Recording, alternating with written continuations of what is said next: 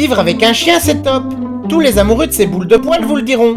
C'est top s'ils sont bien éduqués, parce que sinon vivre avec un poilu, ça peut vite devenir le souk. Alors il existe les éducateurs canins, des sortes de super-héros du chien qui vont tout lui apprendre à votre place. Vraiment ? Bah non en fait. L'éducateur, il va vous donner les clés, mais ça va être à vous de faire tourner la machine. Il faut savoir que le mythe véhiculé par votre grand-mère qui dit qu'on ne peut pas dresser un chien à tous les âges, attention, hein, eh ben il est complètement vrai. Un chien adulte, on en bave pour le dresser et c'est déconseillé même. Par contre, un chien, ça peut s'éduquer à tous les âges. Même mieux, au plus le chien sera âgé, au plus il va apprécier. C'est pas beau ça ?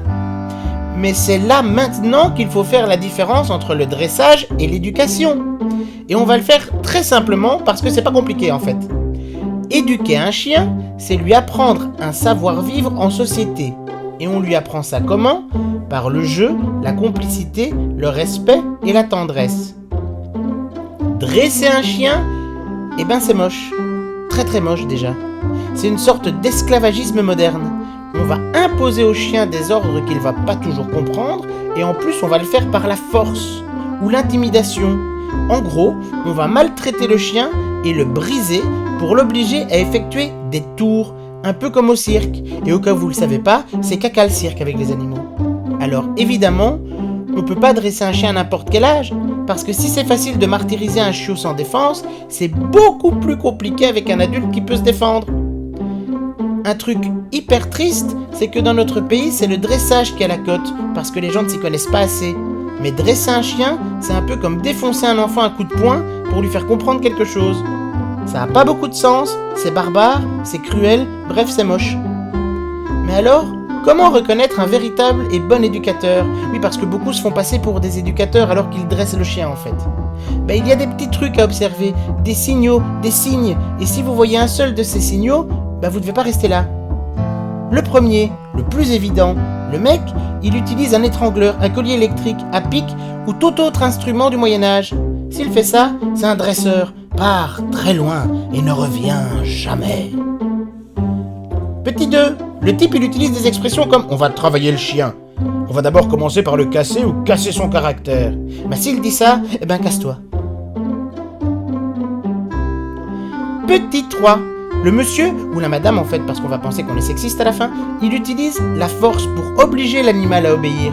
Par exemple, en lui appuyant sur le pet pour le faire s'asseoir, en maintenant sa gueule fermée avec la main pour l'empêcher d'aboyer, ou alors pire, il va carrément le frapper. Là tu fuis et tu le dénonces en plus.